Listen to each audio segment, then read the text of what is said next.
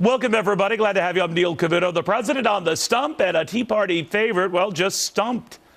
Barack Obama pushing more big spending that he says won't add a dime to the deficit. Rand Paul's crunched the numbers and says it's about to explode the deficit. Says there's no way you could talk about more spending on things like infrastructure and green initiatives and climate change initiatives and preschool for all kids initiatives and so many other initiatives without initiating still bigger and a lot bigger deficits. Rand Paul here to say not only does the math not add up, nothing adds up. Senator, good to have you.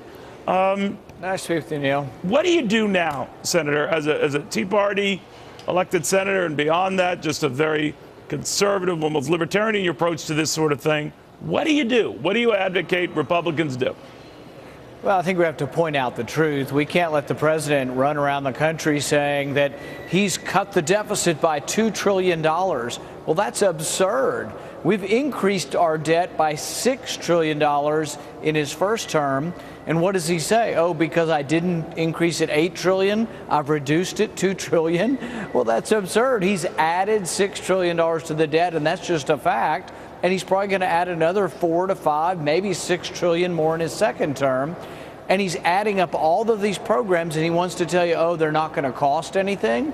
Well, it's just amazing that nobody really wants to challenge him on this. He must have listed 50 different new programs, and they're not going to cost you anything. Well, I think what he said, I'm going to add to the deficit, with immediately raised concerns to me, then how are they going to be paid for? And when he mentioned about closing tax loopholes and the like, and raising billions of dollars doing that, and then using Mitt Romney's name to say that's something that Mitt Romney wanted to do, methinks he was setting the stage for still more tax hikes to pay for what could be hundreds of billions of dollars worth of new spending. What do you think? Well, I can tell you there's absolutely no mood among any Republicans in the Senate or the House for raising taxes again. That includes loopholes and stuff like that. Well, the thing is if we were going to have true tax reform, which means lowering rates and getting rid of loopholes, there's a lot of support for that. But nothing that he's talking about is lowering rates. He wants to increase rates. He wants to squeeze more money out of those who are working hard, and he just did that. He stuck it to the rich people at the end of the year. He got what he wanted, but he's not going to get any more tax revenue because it'll injure the economy. We think it will cause more unemployment, so we won't go along with more raises in taxes. You know what worries me, though, Senator? I think that I know your views on this subject, but it seems like, in general, the administration and more of that powerful Democrats have said, we've given up the fight. We're done with the debt thing. We've cobbled together what we think will ultimately be $4 trillion in budget savings over the next 10 years. And even though they haven't, by the way, it's not a done deal yet. That's it. We're wiping our hands of it. And that worries me because, A, it is over 10 years. B, the debt will still be larger than it is now in 10 years. And, dotting the I's and crossing the T's, there's a lot of wiggle room in even that. So what is going on? It's like this is the biggest signature issue of our time, and it's ignored.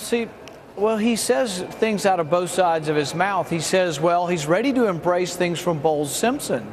But Bowles-Simpson talked about raising the age of eligibility for Social Security and for Medicare. But then in another part of his speech, he said absolutely he's not going to do anything to the retirement age. So I really don't know what he's talking about or if he really is intending to address the problems at all. If you do not address entitlements are growing so rapidly they will consume all the money in the budget within a decade.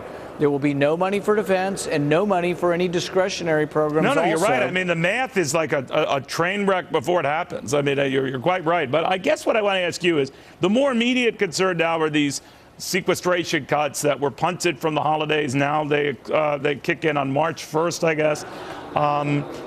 And obviously, the only way to avoid them is to come up either with other cuts or for Republicans to swallow revenue hikes. Given that, I would assume that Rand Paul would go ahead and let those sequestration cuts come. Yeah, I think they've got to. And the thing that people need to know, Americans need to know that the sequestration, the $1 trillion, is a cut in the rate of increase in spending. That is very crucial. I'm glad you mentioned it. Crucial point. Spending over the next decade will go up between $7 and $8 trillion, even with the sequester. No one is cutting the real amount of spending. That's why the deficit will continue to rise over the next decade, even with the sequester. So I think the sequester is a beginning. You have to do it, and then you have to do even much more than that if you're going to preserve us and keep us from really, I think, a debt crisis somewhere down the road.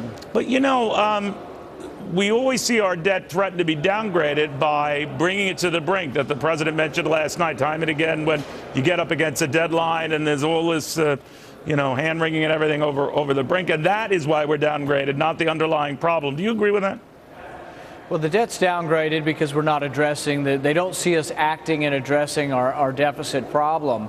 But the other thing people need to realize is that if we don't fix these problems, what happens is we print up money to pay for the debt and you lose purchasing power.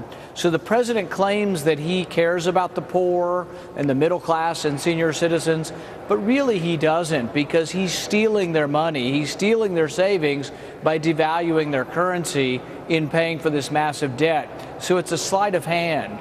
And the poor are struggling. People on Social Security don't get cost of living increases. They struggle to make their check buy their food each month because we have this massive deficit and they lose purchasing power. But your view is, I just want to go tight at time here, but your view is that this March 1st deadline comes up. You're confident, or you suspect that Republicans would opt for letting that come, letting the cuts kick in, than even entertain tax hikes?